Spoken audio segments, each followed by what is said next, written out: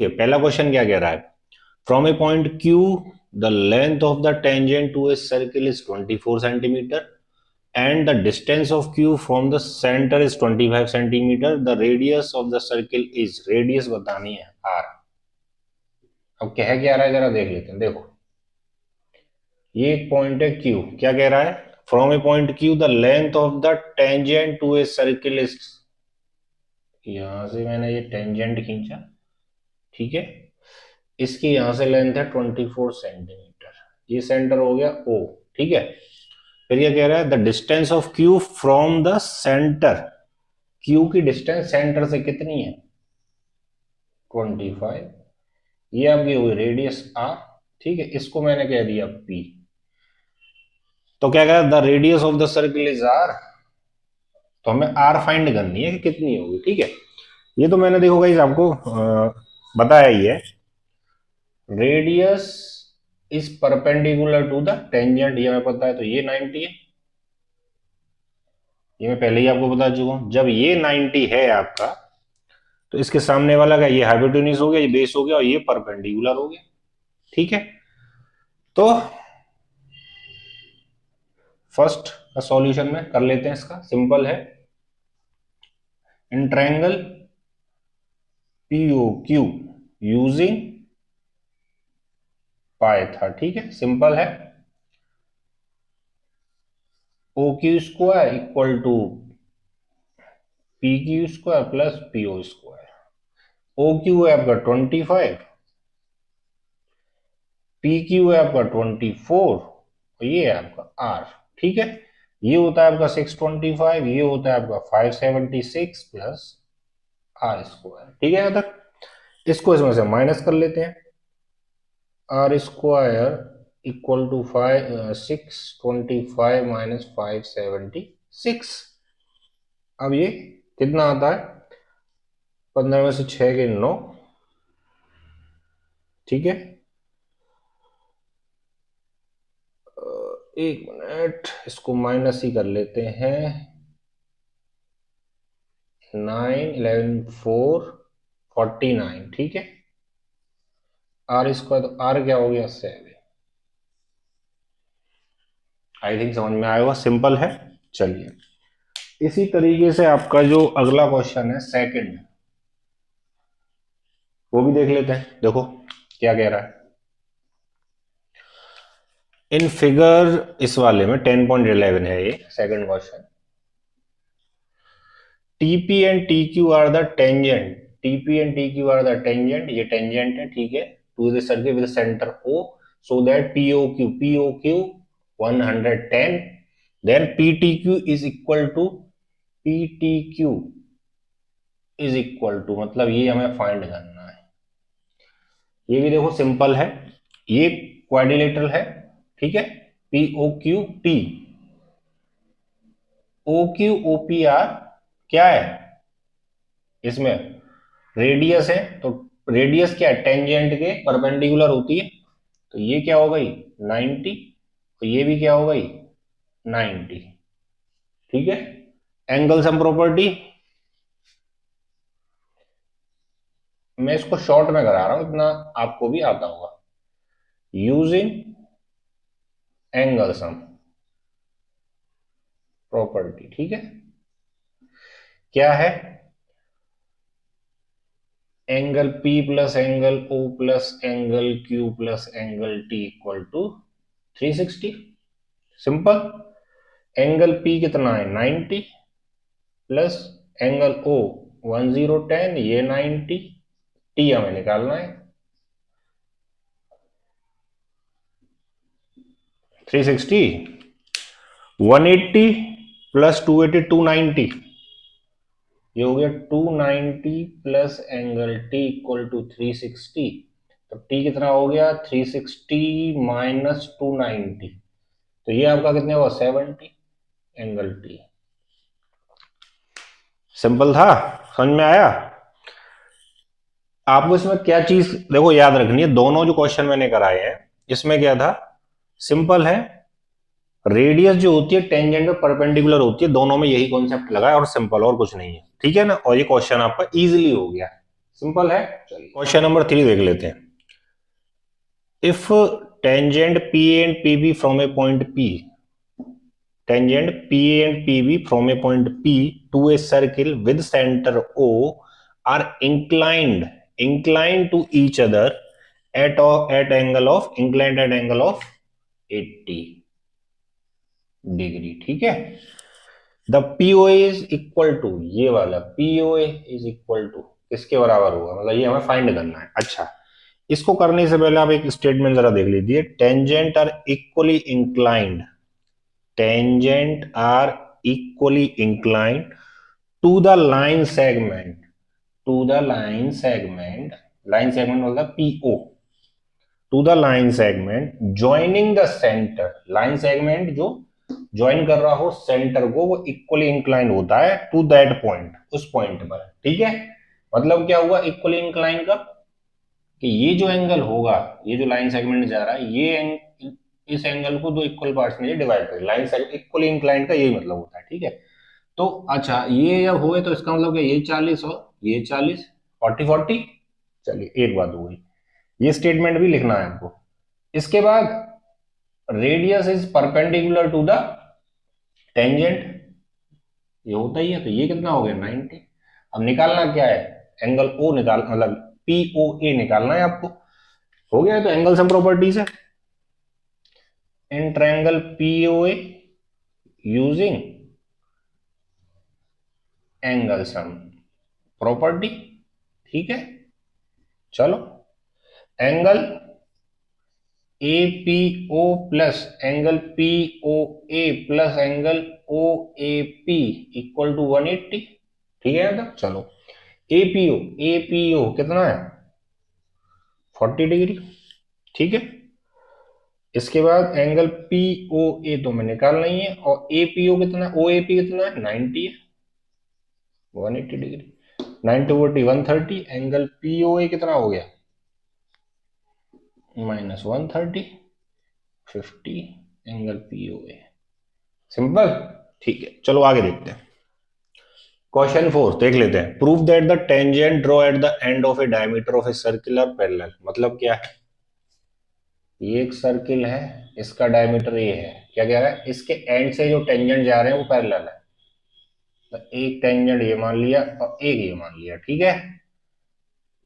इसको, ये हो गया सेंटर O, भी कह दो A, ये कह दो B, PX और QY।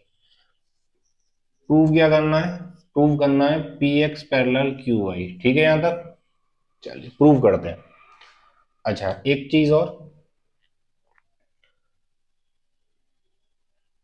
OAOB रेडियस है, तो ये टेंजेंट है, तो ये क्या हो गया 90। हुआ कि नहीं हुआ। तो एंगल OAP, एंगल OAP बराबर 90 डिग्री, और angle OBY, angle OBY equal to 90 degree. क्यों, radius is perpendicular to tangent. ठीक है यहां तक। अच्छा, जब ये 90 डिग्री है तो एंगल, ये दोनों एंगल आपस में बराबर होंगे भाई, OAP और OAP बराबर OBY। क्यों, 90 है ना, एंगल बराबर है तो ये आपस में भी तो बराबर होंगे। अच्छा, एक चीज और, अगर एक पॉइंट को अगर मैं ये सब छोड़ दूं तो ये क्या, दो लाइन है 90 डिग्री, ये क्या, ये ट्रांसवर्सल लाइन नहीं दिख रही है, तो इसका क्या मतलब हुआ, ये क्या हो गए अल्टरनेट इंटीरियर एंगल्स बराबर हैं। क्यों, ये और लिख दो, but these are alternate interior angles. अब ये अल्टरनेटिंग इंटीरियर एंगल्स है, तो ऑब्वियस सी बात है क्या, PX parallel QY, hence proved. Simple था। चलो अगला देख लेते हैं। चलिए क्वेश्चन नंबर 5 करते हैं। Prove that the perpendicular at the point of contact, perpendicular at the point of contact perpendicular at the point of contact passes through the origin, ठीक है, passes through the center, passes through the center, ठीक है। ये perpendicular जो है tangent पे ये और क्या कहते हैं सेंटर से पास होता है, ये हमें प्रूफ करना है इसमें, ठीक है। चलो ये पी ओ हो गया, इसको मैंने ए कह दिया, ये पी ये क्यू, ठीक है। अच्छा एक चीज और, मैथ में हम हमेशा उल्टा करके चलते हैं, ठीक है। मतलब क्या है, वो कह रहा है कि सेंटर से जो होता है इस पे मतलब ये जो परपेंडिकुलर होता है सेंटर से पास होता है, जो टेंजेंट पे पॉइंट ऑफ कांटेक्ट पे मिल रहा है, ठीक है। हम उल्टा लेके चलेंगे कि हम कोई पॉइंट लेंगे, सेंटर पे नहीं लेंगे, इसके साइड में ले लेंगे, यहां ले लो, ठीक है। कोई भी एक पॉइंट ले लो, मान लो मैंने कह दिया बी, और बी ले लिया, और ये मैंने माना सेंटर से पास नहीं हो रहा है, ठीक है। उसे उल्टा लेके चलेंगे और एट द एंड हम ये प्रूफ कर देंगे कि ये इसको सेंटर से पास कर रहा है। चलो मतलब क्या है इस चीज का, हमें देखो गिवन क्या है, गिवन है हमें B A is perpendicular to P Q, B A is perpendicular to P Q, ठीक है। क्योंकि मैंने ओरिजिन के अलावा मतलब सेंटर के अलावा मैंने एक पॉइंट माना है जो इससे मिल रहा है टेंजेंट से और 90 डिग्री पे है, ठीक है। लेकिन ये सेंटर से पास नहीं हो रहा है, ये गिवन है। लेकिन हमें प्रूफ क्या करना है, प्रूफ हमें करना है क्या, B is passes through the center, लेकिन हमें प्रूफ करना है कि ये सेंटर से ही आ रहा है, ठीक है। चलो एक चीज, अब इसको जरा प्रूफ कर लेते हैं। हमें पता है कि O A is perpendicular to P Q, क्यों, radius is perpendicular to the tangent, ठीक है। एक बात हो गई, ठीक है, यहां तक समझ में आया। मतलब क्या हुआ, मैं ऐसे कह सकता हूं कि O A Q equal to 90 degree, ऐसे फर्स्ट कह दो। अच्छा ये हमें गिवन में है कि B is perpendicular to B Q, तो इसमें क्या, इसका क्या मतलब हुआ कि angle B A Q is equal to 90 degree, इसको सेकंड कह दो, ये हमें गिवन है, ठीक है। अच्छा ये 90 डिग्री है, ये भी 90 डिग्री, दोनों 90 तो आपस में बराबर होंगे नहीं होंगे, from first and second angle O A Q बराबर एंगल बी ए क्यू, यहां तक तो समझ में आया भाई, दोनों 90 है, तो इसका क्या मतलब दोनों आपस में बराबर भी होंगे। मतलब क्या है कि बी ए क्यू भी 90 है, ओ ए क्यू भी 90 है फ्रॉम फर्स्ट एंड सेकंड। अच्छा ये कंडीशन जब ही हो सकती है जब ये पॉइंट बाहर नहीं होगे, इसके ऊपर ही होगा। मतलब क्या है,